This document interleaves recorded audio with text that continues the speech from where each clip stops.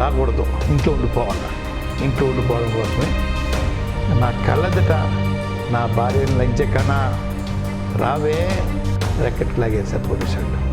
నా కోడలు లంచకన్నా కొడితే దిక్కాడు నీకు, నా కొడుకు కొట్టుకుంటూ వెళ్ళారు సార్. ఈరోజుకి నాకు వారంగా 2 సార్లు ఏడుతాను సార్. ఈ సీన్లు చూసి ఏదో ఒక ఛానల్లో డిస్కషన్లో చూపిస్తున్నారు సార్. ఈ సబ్జెక్ట్ వస్తుంది దాన్ని మా కొడుకుని కొట్టుకుంటూ వెళ్తుంటే చూడలేకపోతున్నా సార్.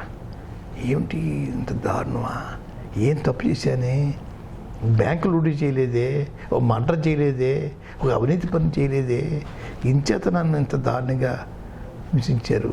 కనీసం కొడుకు పారిపోతుడు కొట్టడానికి వచ్చేసారు, పారిపోవట్లేదండి, నడుస్తున్నాడు అంతే అండి. రమ్మన్నారు వాళ్ళు కూడా నడుతున్నాడు సార్. విజువల్స్ చూసాం అయ్యా ఈ మర్చిపోలేను సార్.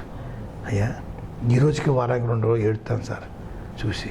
రాష్ట్ర చరిత్రలోనే ఎంత దారుణంగా కుటుంబాన్ని కక్షాధికంగా అవమానించిన సంఘటన లేదని భావిస్తున్నాను సార్.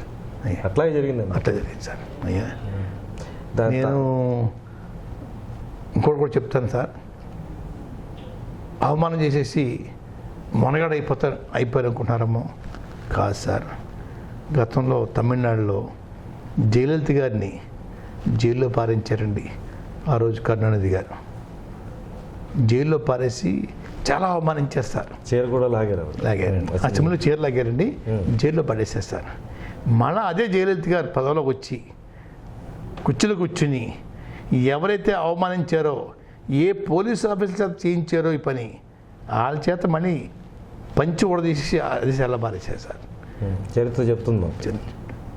అలాంటి సీన్ జరగకుండా ఉంటుందా అని అనిపిస్తుంది సార్. నాకు జరగాలని కోరుకున్నాను సార్. రేపు ఎవరొస్తో తెలియదు నాకు. అటువంటి సీను నాకు అవమానం చేసిన, మా కుటుంబాన్ని అవమానం చేసిన వాళ్ళకి జరగాలని నేను కోరుకుంటున్నాను సార్. ఇంతతో పోదు సార్. అది ఎన్ని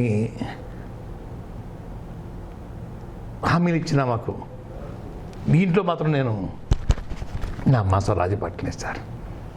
సో అలాంటి ఇన్సిడెంట్ కూడా తట్టుకోవడం చాలా కష్టం. మా నాన్నగారు కళ్ళ నీళ్ళు ఎప్పుడు వస్తుంటాయి సార్ నాకు. నాన్నగారు చనిపోతూ నీతిగా, నిజాయితీగా, ధైర్యంగా బతుకు, ఎవరికి అపకారం చేస్తున్నప్పుడు కళ్ళ నీళ్ళు వస్తాయి సార్ నాకు. నా కొడుకుని కుట్టిన సీను చూసి కళ్ళని అవుతుంటాయి సార్. మిగతా టైంలో రావు సార్ నాకు. ఈ రెండింటికి చూసి చెల్లించిపోతున్నాను సార్.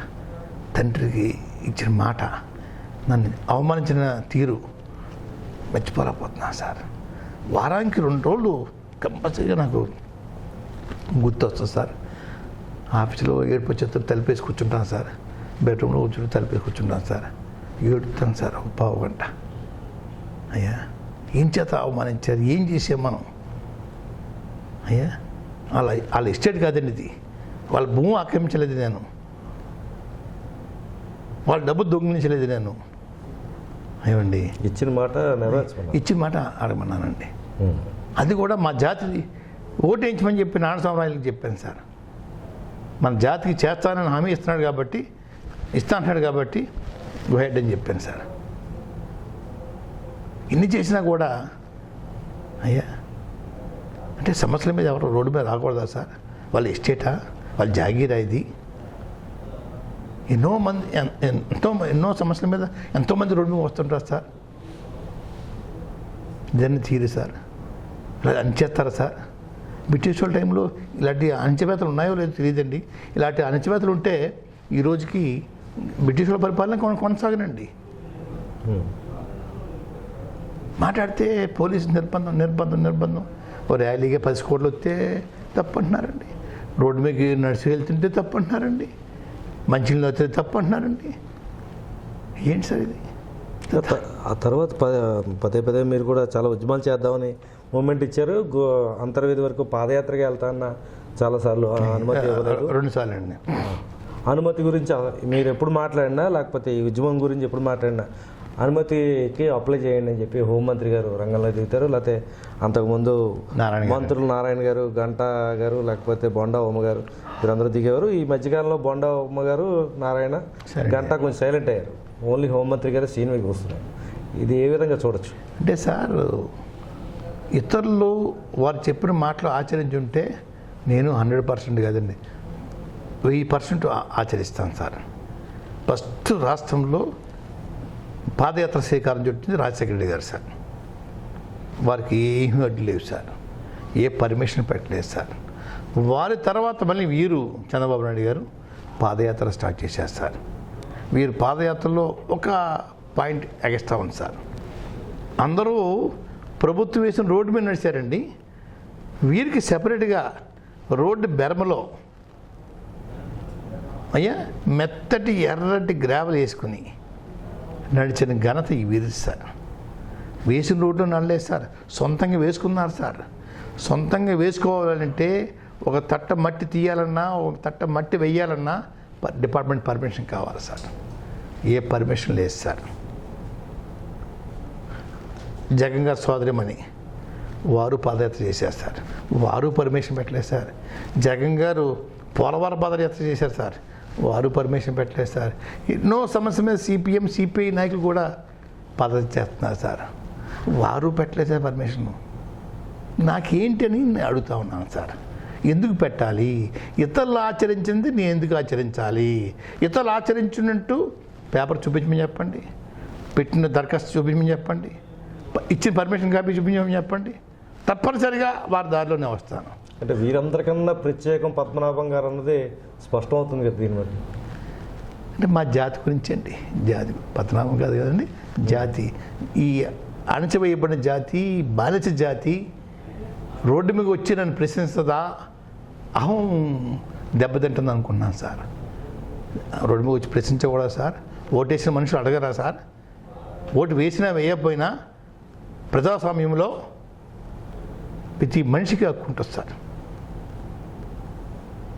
కాంగ్రెస్ పార్టీ అడగట్లేదండి, కమ్యూనిస్ట్ పార్టీ అడగట్లేదా సమస్య మీదండి? ఎందుకు సార్ ఇంత అబద్ధాలు ఆడేసేసి అవసరం ఏంటి సార్? హెచ్జెడ్ ఉంది సార్,